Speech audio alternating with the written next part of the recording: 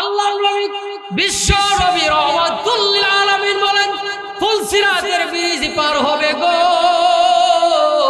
5 নম্বর যেই দলটা ব্রিজ পার হয়ে জান্নাতে যাবে, যেই সমস্ত পুরুষেরা নিজেদের স্ত্রীদেরকে পর্দার মধ্যে রাখতো, তারা 30,000 বছরের রাস্তা পার হইয়া আল্লাহর তৈরি জান্নাতে চলে যাবে। সুবহানাল্লাহ, একটু জোরে বলেন। এটা হইল 5 নম্বরের দল। জোরে কয় নম্বরের দল? আরে মুসলমান বাবাজিরা রে আমার, 6 নম্বরে যেই দলটা ব্রিজ পার হয়ে জান্নাতে যাবে, যারা ব্যবসা বাণিজ্য করার সময় সঠিকভাবে মাইপা দেয়, চাউলগুলো সঠিকভাবে মাইপা দেয়, তারপরে চাল ডাল আদা রসুন পেঁয়াজ গুলো যা আছে সবগুলো সঠিকভাবে মাইপা দেয়, সঠিকভাবে মাইপা যারা দেয়, কম বেশি করেন না, কম বেশি করেন না। আল্লাহর নবী বিশ্ব নবী রাহমাতুল লিল আলামিন বলেন আহাল্লাল্লাহুল বাই'a ওয়া হারামার রিবা। আল্লাহ তাআলা বলেন ব্যবসাকে আল্লাহ হালাল করেছেন, সুদ কি করেছেন আল্লাহ হারাম। আরে মুসলমান বাবাজিরা রে আমার নবীও বলেছেন যারা সঠিকভাবে মাইপা দেন, ব্যবসা করতে গিয়া যারা সঠিকভাবে মাইপা দেন, আল্লাহর নবী বলেন তারা 30,000 বছরের রাস্তা পার হইয়া আল্লাহর তৈরি জান্নাতে চলে যাবে। আর যদি সঠিকভাবে যদি না মাপেন, যদি মাপের মধ্যে আপনি কম দেন, শাস্তি আছে না নাই? আর জোরে কর না। আল্লাহ বলেন ওয়াইলুল লিল মুতাফফিফিন,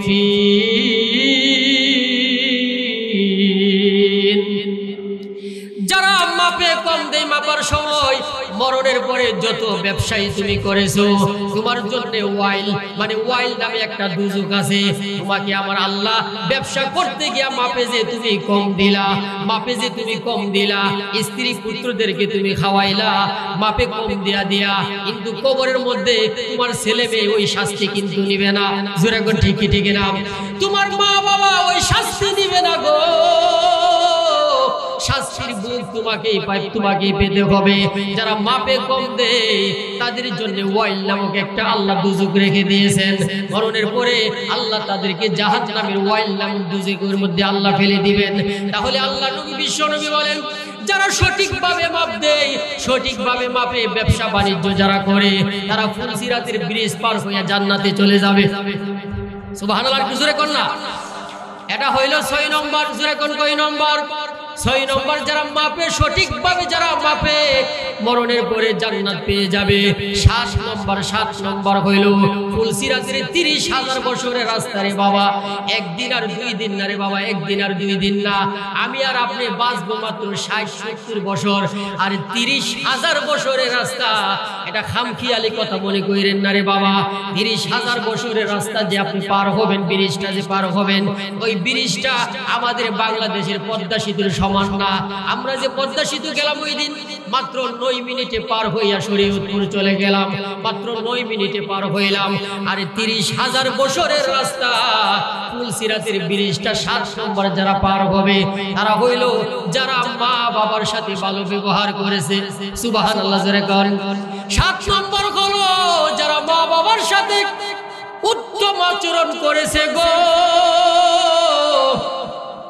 মা বাবার সাথে যারা ভালো ব্যবহার করে, কিন্তু কুলাঙ্গার সন্তান আছে মা বাবারে দেখতে পারে না, মা বাবা বৃদ্ধা হয়ে গেছে, দাড়িগুলো চুলগুলো তার পেকে গেছে, এখন গায়ের মধ্যে শক্তি নাই, আর এই কুলাঙ্গার সন্তান মা বাবার সাথে বেয়াদবি করে, আছে না নাই? আরে যুবক, তোমাকে আমি বলতেছি শুনো, তুমি কি আমার নবীর হাদিস পড়ো নাই গো? এই পৃথিবীতে যত মানুষ বড় লোক হয়েছে তারা মা বাবার খেদমত কইরা বড় লোক হয়েছে। জোরে কোন ঠিক ঠিক না? মা বাবার সাথে ভালো ব্যবহার কইরা বড় লোক হয়েছে যত বড় লোক দেখেন। আল্লাহ নবী বিশ্ব নবী বলেন রিদার রাব্বি ফি রিদাল ওয়ালিদাইন ওয়া সাখাতুর রাব্বি ফি সাখাতিল ওয়ালিদাইন। মা বাবা যদি খুশি হয় আমার আল্লাহ কিন্তু তোমার উপরে খুশি হয়ে যাবেন। তুমি যদি ফিসাবের বাড়ি মহিষ নিয়ে যাও, গরু নিয়ে যাও গো, আর মা বাবা যদি না খাইয়া যদি কষ্ট পায়, তোমার 2 পয়সার কোনো কাজে লাগবে না ওই গরু মহিষ, জোরে কোন ঠিক কি ঠিক না? আর মা বাবার মুখের মধ্যে যদি একটা আপেল কেটে যদি দিতে পারো, আর মা বাবা যদি বলতে পারে আল্লাহ আমি আমার এই সন্তানের উপরে রাজি এবং খুশি হয়ে গেলাম, আল্লাহর নবী বলেন এই কথাটা বলতে দেরি তোমার জন্য আল্লাহর তৈরি জান্নাত ওয়াজিব হতে দেরি হবে না। আরে মুসলমান বাবাজিরা রে, আবার মা বাবার সাথে ভালো ব্যবহার করো। আল্লাহ নবী বিশ্ব নবী রাহমাতুল লিল আলামিন মাঝে মাঝে কবরস্থানের মধ্যে যাইতেন কবরগুলো জিয়ারত করার জন্য। আমরা তো দেখা গেল কবরের মধ্যে মানুষ যায় না, কবরে দেখলে ভয় পাই। কবরগুলো জিয়ারত করার জন্য মাঝে মাঝে আপনাদের জুমাহাটি যে কবরস্থান আছে ওইখানে যাইয়া সর্বপ্রথম একটা সালাম দিবেন, আসসালামু আলাইকুম ইয়া আহলাল কুবুর। আল্লাহ কবরবাসীদের উপরে তুমি শান্তি নাজিল করো। এই কবরের মধ্যে আমার দাদা এই কবরের মধ্যে শুয়ে আছে, আমার দাদি এই কবরের মধ্যে শুয়ে আছে, আমার নানা নানি কবরের মধ্যে শুয়ে আছে। তুমি তো এরকম কুলাঙ্গার হইলা গো, তুমি হেডফোন লাগাইয়া হিন্দি গান লাগাইয়া তুমি যাও, তোমার মতো কুলাঙ্গার আর দুনিয়াতে কেউ হইতে পারে না।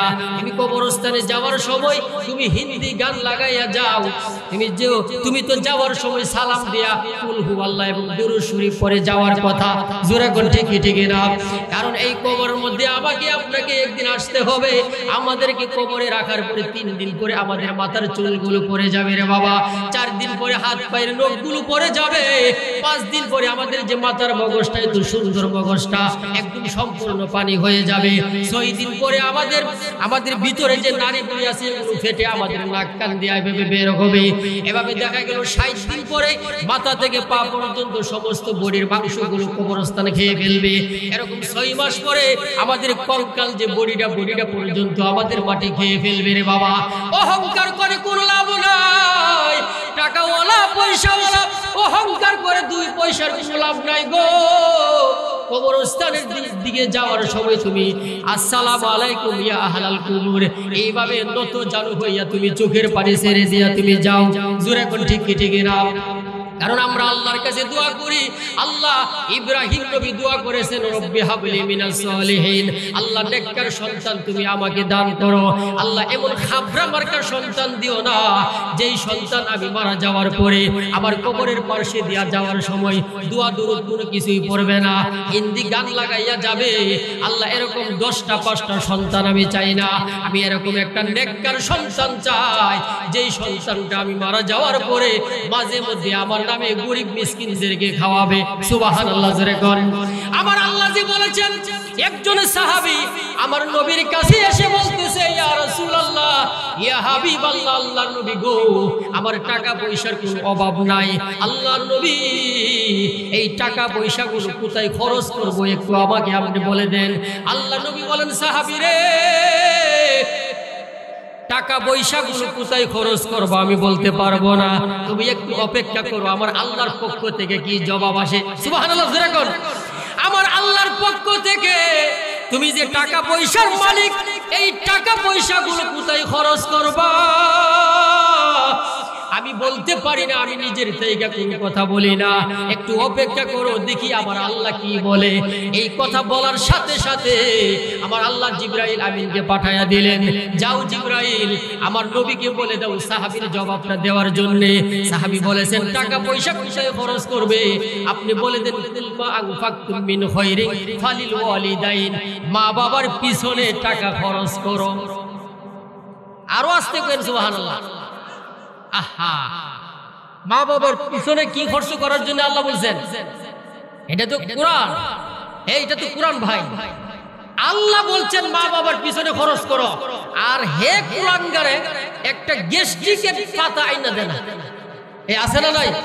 এই আরো জোরে কর না, গ্যাস্ট্রিকের পাতা আইনা দেন। অথচ আমার আল্লাহর হুকুম 5টা কাজে টাকা পয়সা খরচ করবা, 5টার কথা বলছেন। কুল মা আনফাকতুম মিন খায়রিন ফালিল ওয়ালিদাইন ওয়াল আকরাবিনা ওয়াল ইয়াতামা ওয়াল মাসাকিন ওয়া ইবনিস সাবিল। আল্লাহ তাআলা বলেন 5টা ক্ষেত্র, গরীব, মিসকিন, এতিম, অসহায়, তারপরে মুসাফির। এই গরীব মিসকিনের চাইতে আর কোন ছোট লোক বা টাকা ছোট লোক আছে দুনিয়াতে? হেরাই তো সবচেয়ে ছোট, জোরে কোন ঠিক কিনা? কারণ অভাব, তাদের চাইতে অভাব আর কেউ নাই। একজন এতিম মা বাবা নাই, মাথার মধ্যে হাত বুলাইলে নবীজি বলেন যতটা চুল স্পর্শ করছে ততটা সওয়াব তোমার আমলনামায় সাথে সাথে আল্লাহ দিয়ে দিবে। অথচ 5টা ক্ষেত্র খরচ করার জন্য আল্লাহ বলেছেন, সর্বপ্রথম আল্লাহ এতিমের কথাটা না কইয়া, মিসকিনের কথাটা না কইয়া, যে এতিম মিসকিনের বাড়ি ঘরই নাই, জিকির করেন লা ইলাহা ইল্লাল্লাহ, জোরে লা।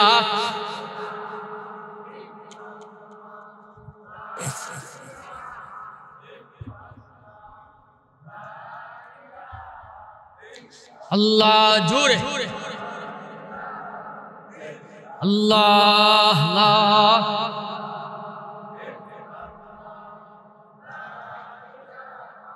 ইল্লাল্লাহ, জোরে লা ইলাহা।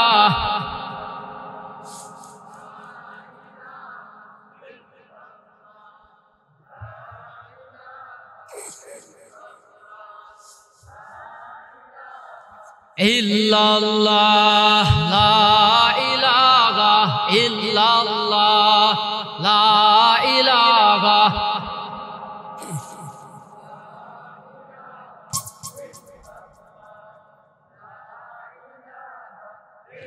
জিকির করেন, আল্লাহর রহমত করব। লা ইলাহা ইল্লাল্লাহ, জোরে লা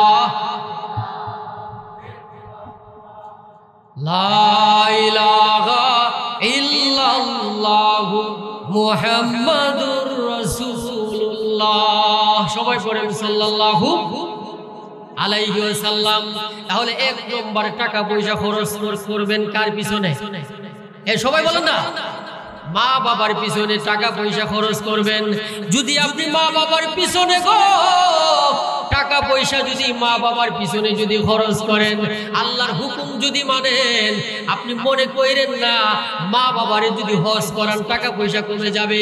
এগুলা যদি মনে করেন সম্পূর্ণ আপনার ভুল ধারণা। জোরে কোন ঠিকই ঠিক না? মা বাবা, বৃদ্ধ মা বাবাকে হজ করাইবেন। এই যে গত বছর আমার একটা টাকাও নাই রে বাবা, একটা পয়সাও নাই, আমি বললাম মা গো চলেন না আল্লাহর ঘর উমরা হজে চলে যাই। সুবহানাল্লাহ, জোরে কর। একটা টাকাও নাই। আমি চিন্তা করি কিভাবে আমি হজে যাব। আমি যদি এর আগে মারা যাই, আমার আম্মা আমার আব্বা তো 25 বছর আগে মারা গেলেন। আপনারা তো আমাকে চিনেন, আমার নাম হইল হেদায়েতুল্লাহ আশরাফি, আমার আব্বার নাম মরহুম খুরশিদ আলম শুক্কু মিয়ার স্বাস্থ্য ভাই ছিলেন। আমার ভাইদেরকে তো আপনারা চিনেন, মুজিবুর মুখলেস। এরকম ভাবে হাজী বাড়িতে আমার বাড়ি। আমি চিন্তা করলাম আল্লাহ এইভাবে তোমার নবীর কথাগুলো আমি বলি, আল্লাহ আমার আম্মা যদি মারা যান তোমার ঘর না দেখা আমার আফসোসের কোনো সীমা থাকবে না। জোরে কোন ঠিকই ঠিকই না? তোমার নবীর রওজা শরীফ না দেখা যদি মারা যাই গো আল্লাহ আফসোসের কোনো সীমা থাকবে না। আমরা 5 ভাই, আমার সৎ ভাই আরো আছে 3 জন, এরকম ভাবে আমরা 8 ভাই আছি 8 ভাই। এরকম ভাবে দেখা গেল একটা টাকা পয়সাও আমার নাই। হঠাৎ করে আমার আম্মা এসে বলতেছে বাবা হজ করতে যাইবানি, উমরা হজ তোমারে নিয়ে যাব। সুবহানাল্লাহ, জোরে কর। আমি বললাম মা গো একটা টাকাও আমার নাই, তুমি যদি দেও তাইলে আমি যাব। তুমি যদি আমারে দেও, ও ঠিক আছে টাকা পয়সার ব্যবস্থা হয়ে গেছে, তোমার 3 বোন 1.5 লাখ টাকা তোমারে দিয়া দিছে, তুমি যখন মন চাই তখন দেও। সুবহানাল্লাহ, জোরে কর। আমি তো অবাক হয়ে গেলাম কোথায় থেকে টাকা আসলো। তারপরে তাড়াতাড়ি করে পাসপোর্ট করে আল্লাহর ঘর খানায়ে কাবাতে আমার মাকে নিয়ে গেলাম। আল্লাহর ঘরটার সর্বপ্রথম যখন দেখলাম গো, আমি আমার আম্মা জানকে বললাম মা গো আমি আপনার পিছনে দাঁড়াই, আপনি মহান মালিকের ঘরটা ভালো কইরা চুমা দিয়া মালিকের গলের সাথে তুমি আপনি মোহাব্বত লাগান, ভালোবাসা লাগান। মালিকের ঘরটা যত খুশি তত চুমা দেন গো আম্মা। আমি পিছনে দাঁড়াই, আমার আম্মা জানকে নিয়ে কাবা ঘরটারে এরকম ভাবে তোয়াফ করার পরে চুমা দিলেন। মালিকের দরবারে কাঁদলেন আর বললেন প্রভু আমার জীবনে যদি কোনো নেক আমল যদি কবুল হইয়া থাকে, তোমার ঘর সর্বপ্রথম যেই ঘরটা তুমি আল্লাহ বানাইছো, ইন্না আউওয়ালা বাইতিন উযিয়া লিন-নাসি লাল্লাযী বিবাক্কাতা মুবারাকা ওয়া হুদাল লিল আলামিন।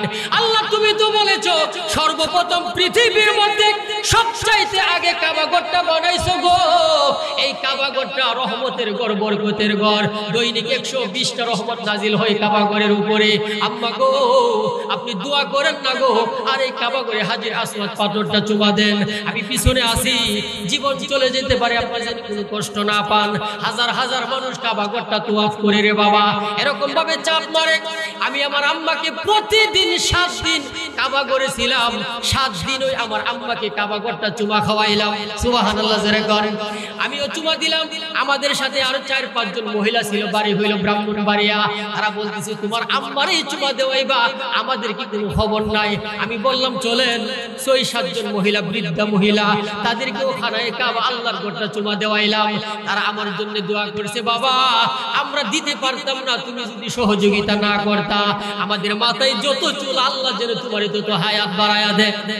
আমি বললাম মা গো নাম্বারগুলো দিয়ে জানবো মা, মাঝে মধ্যে ওয়াজের দাওয়াত দিয়ে লাভ হইব, আছে না নাই? এইভাবে মা বাবার পিছনে টাকা পয়সা খরচ করার জন্য কে বলছে রে বাবা? আরো জোরে কোন কে বলছে? আমার আল্লাহ বলেন কুল মা আনফাকতুম মিন খায়রিন ফালিল ওয়ালিদাইন। মা বাবার পিছনে টাকা পয়সা খরচ করবা রে বাবা। তোমার আব্বা আম্মা হজ করে নাই, তুমি তাড়াতাড়ি করে তাদেরকে হজ করাও। তোমার সম্মান আর মর্যাদা বাড়ায়া দিবেন কে? আরে মুসলমান বাবারে, আবার আল্লাহ আমাকে এত সম্মান দিয়েছেন, এত সম্মান পাওয়ার যোগ্যতা আমার নাই রে বাবা। আমার মায়ের কাছ থেকে আমি প্রতিদিন দোয়া নিয়ে বের হই। আমার আম্মা আমার জন্য অনেক দোয়া করেন, অনেক দোয়া করেন। আলহামদুলিল্লাহ আপনাদের দোয়া আমি বিমান দিয়েও মাহফিল করি। সুবহানাল্লাহ জোরে বলেন। আমি বিমান দিয়া শাহজালাল এয়ারপোর্ট থেকে কক্সবাজার, সৈয়দপুর, রংপুর, এরকম ভাবে বিমান দিয়াও আল্লাহ আমাকে মাহফিল করান রে বাবা। প্রতিদিন আলহামদুলিল্লাহ, প্রতিদিন আমার মাহফিল। আজকে রাত্রেও আমি চিলিকুট থেকে আসলাম রে বাবা। এরকম ভাবে মা বাবার দোয়া ডাইরেক্ট কবুল হয়ে যায়। আল্লাহ তাআলা ডাইরেক্ট মা বাবার দোয়া কবুল করে ফেলেন। মা বাবা যদি সন্তানের জন্য দোয়া করে কবুল, আবার বদদোয়াও করলে কিন্তু কবুল। এই জোরে কোন ঠিক কিনা? একটু সামনে আসেন। আরে মুসলমান বাবা জিরারে, আবার আল্লাহর নবী, বিশ্ব নবী রহমাতুল লিল আলামিন মাঝে মধ্যে উনি কবরস্থানে যাইতেন রে বাবা। মাঝে মধ্যে কবরে যাইয়া কবরবাসীদের অবস্থাগুলো দেখতেন, কবরবাসীদের অবস্থাগুলো দেখতেন। হঠাৎ করে আমার নবী কবরস্থানে গেলেন। জান্নাতুল বাকি কবরস্থান, হাজার হাজার মুর্দেগান কবরের মধ্যে শুয়ে রয়েছে রে বাবা। আমরাও গেলাম মদিনাতুল মুনাওয়ারা, নবীর যে নবীর দেশ, নবীর রওজা পাকে যদি 2 রাকাত নামাজ পড়েন, এই যে জায়গাটা আমার নবী বলেছেন এটা জান্নাতের একটা বাগান। সুবহানাল্লাহ জোরে কোন। নবীর রওজা পাকটা জান্নাতের একটা বাগান, রওজাতুম মির রিয়াজিল জান্নাহ। আমার নবী বলেছেন এটা হলো জান্নাতের একটা বাগান। যেই মাত্র আমরা ঢুকলাম আমার আম্মা জানকে নিয়া, মাকে বললাম মা গো এটা দুনিয়ার জান্নাত, জান্নাতের বাগানে প্রবেশ করে ফেলেছি। এই যে আমার নবী এখানে শুয়ে আছেন, এখানে শুয়ে আছেন। আবু বকর আর ওমর কে নিয়া এইখানে শুয়ে আছেন। সালাম দেন না গো আম্মা। এইভাবে আসসালামু আলাইকা ইয়া রাসূলুল্লাহ, আসসালামু আলাইকা ইয়া হাবিবাল্লাহ, আসসালামু আলাইকা ইয়া আবু বকর, আসসালামু আলাইকা ইয়া উমর। সুবহানাল্লাহ জোরে করেন। হে আবু বকর, উমর, তোমাদের দাম আল্লাহর কাছে অনেক বেশি। দুনিয়াতে আমার নবীর বন্ধু ছিলা, আমার নবীর সাথে ছিলা, আবার রওজা পাকেও আমার নবীর সাথে শুয়ে রইছো। তোমাদের চাইতে দামি মানুষ পৃথিবীতে আর কোনটা হইতে পারে না। জোরে কোন ঠিক কিনা? রওজাতুম মির রিয়াজিল জান্নাহ। এইখানে দাঁড়াইয়া 2 রাকাত নামাজ আদায় করলাম। 4 রাকাত 6 রাকাত যে যতটুকু পারে, তবে বেশিক্ষণ সময় আপনাকে দিবে না, কারণ পিছনে হাজার হাজার মানুষ দাঁড়ায় আছে। জোরে কোন ঠিক না?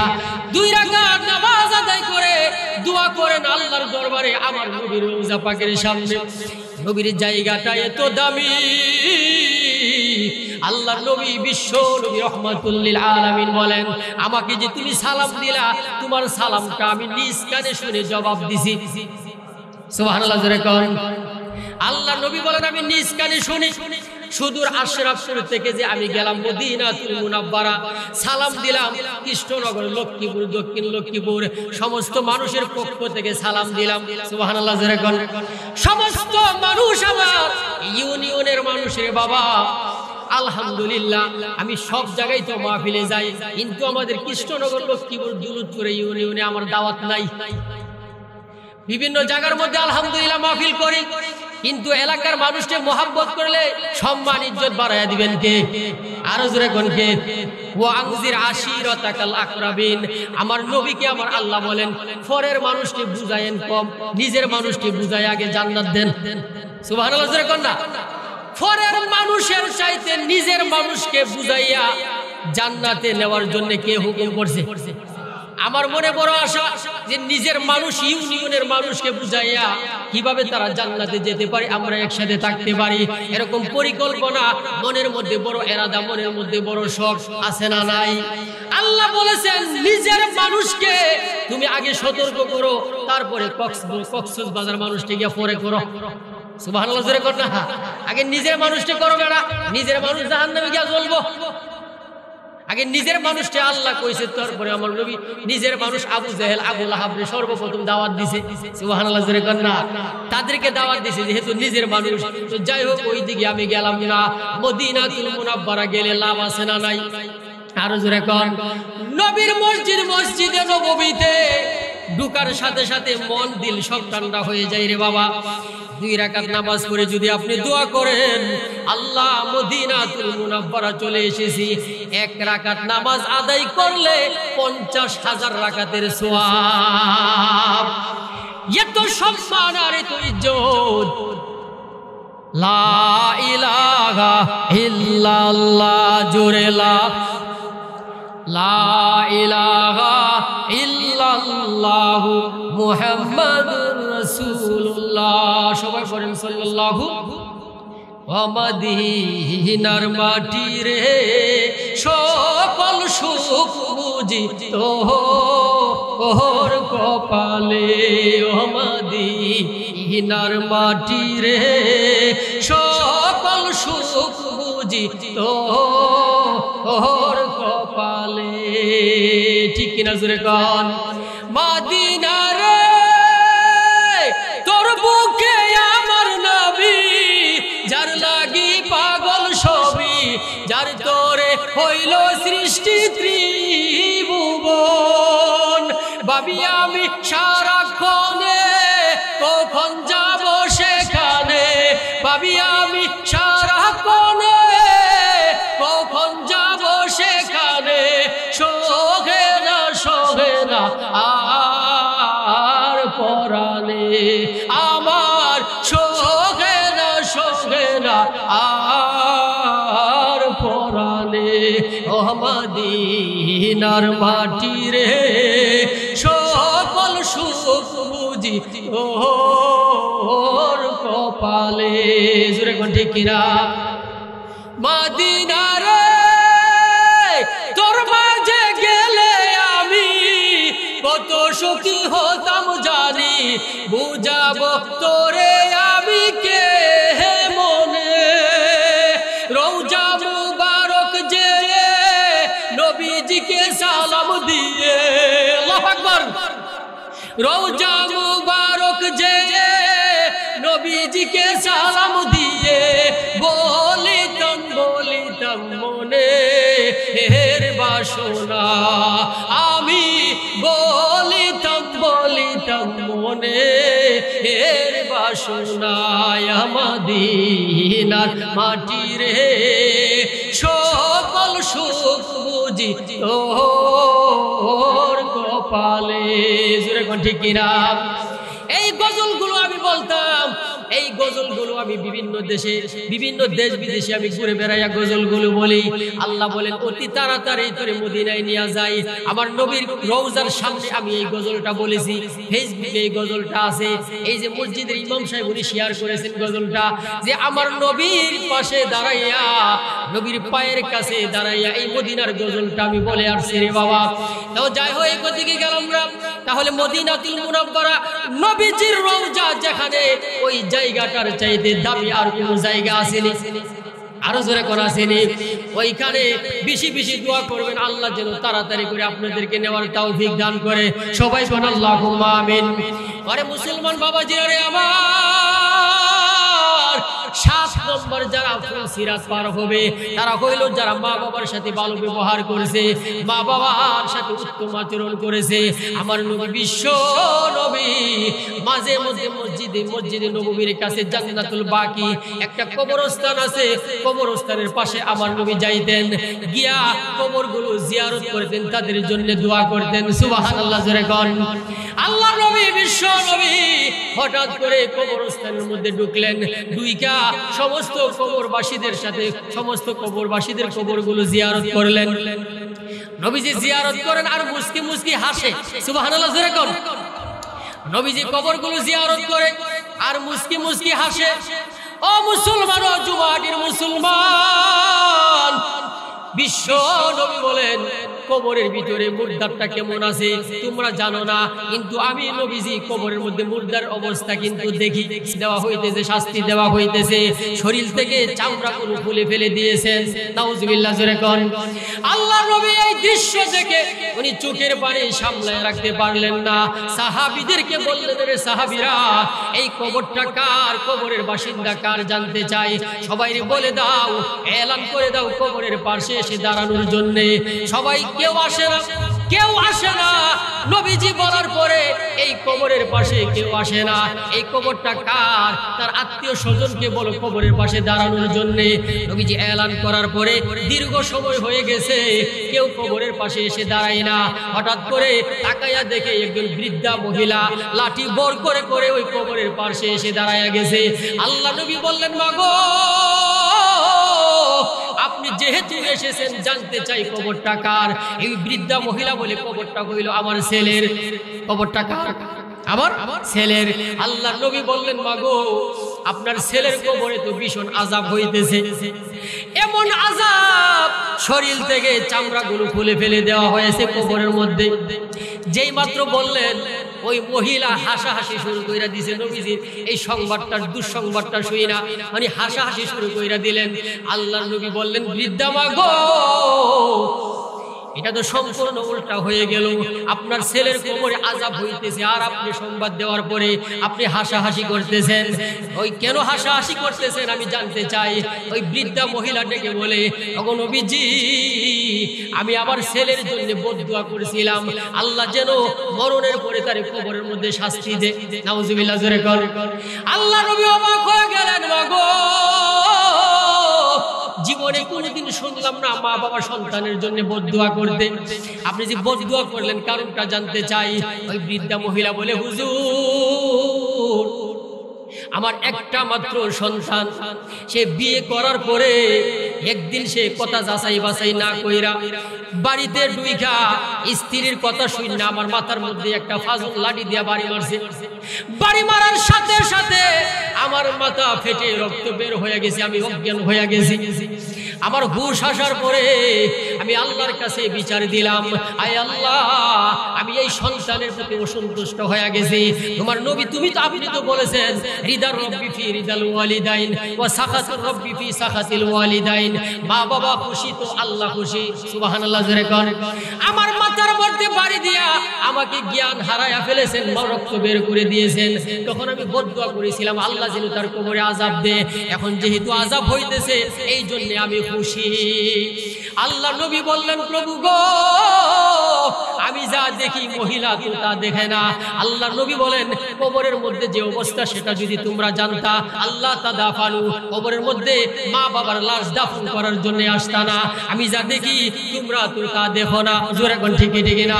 আল্লাহ নবী দোয়া করলেন, আল্লাহ মহিলার ছেলের অবস্থাটা তুমি আল্লাহ কবরের মধ্যে একটু দেখায়া দাও। নবীজি দোয়া করতে দেরি কবরটা ওপেন হয়ে গেলেন, খুলে গেলেন। আল্লাহ নবী মহিলাকে বললেন, তুমি এখন তাকাইয়া দেখো তোমার সন্তানের যে অবস্থাটা, তুমি তাকাইয়া দেখো। মহিলা তাকাইয়াই অজ্ঞান হইয়া পড়ে গেছেন, অজ্ঞান হইয়া পড়ে গেছেন। হুশ আসার পরে আমার নবীকে বললেন, নবীজি গো এই সন্তানটারে আমি পেটের মধ্যে রাখছি, দুধ খাওয়াইয়া হাউলাইনি কামিলাইনি 2 বছর দুধ পান করাইয়া বড় করছি। আমার সন্তানের অবস্থাটা দৈত্য করে আমি জানছি না, দেখি নাই, কিন্তু এখন আমি তাকাইয়া দেখি আমার সন্তানের শরীর থেকে চামড়াগুলো খুলে শাস্তি দিতেছেন জাহান্নামের আগুন দিয়া। ওগো নবীজি, এই মুহূর্তে আমি আর দেরি করি না, দেরি করে আর থাকতে পারবো না। এই অসহ্য যন্ত্রণা কষ্ট আমি মা হইয়া তা সইতে পারবো না, আমি তার এই মুহূর্তে মাফ করে দিলাম। সুবহানাল্লাহ জোরে কর। যেই মাত্র সন্তানকে মাফ করছে, আমার নবী তাকায়া দেখে ওই ছেলের কবরটা মুহূর্তের মধ্যে জান্নাতের বাগান হয়ে গেছে। ফাফরিশুহু মিনাল জান্নাহ, কবরে জান্নাতের বিছানা, ওয়ালবিসুহু মিনাল জান্নাহ, শরীরের মধ্যে জান্নাতের পোশাক, ওয়াফতাহু লাহু বাবান ইলাল জান্নাহ, জান্নাতের হাওয়া বাতাস কবরে চলে আসছে মুহূর্তের মধ্যে। আল্লাহর নবীও খুশি, মহিলাও খুশি। মাগো, সন্তানের জন্য বদদুয়া দিলেও লাইগা যা, দোয়া করলেও সন্তানের জন্য লাইগা যা। জোরে কর ঠিক কিনা? কোনোদিন বদদুয়া দেন না গো মা। এইভাবে আমার নবী মাঝে মধ্যে কবর গোলাতে যেতেন, কবরের আযাবগুলো আমার আল্লাহ দেখাইতেন। ভাইয়ার আমার, এটা বোঝার উদ্দেশ্য হলো আমাদের বর্তমান যুব সমাজ যেন মা বাবার খেদমত করে মা বাবার হজে নিয়ে আসা। আল্লাহ তাআলা তৌফিক দান করেন, আমিন। আমাদের ভাই প্রধান বক্তা আজকের মাহফিলে চলে আসছেন।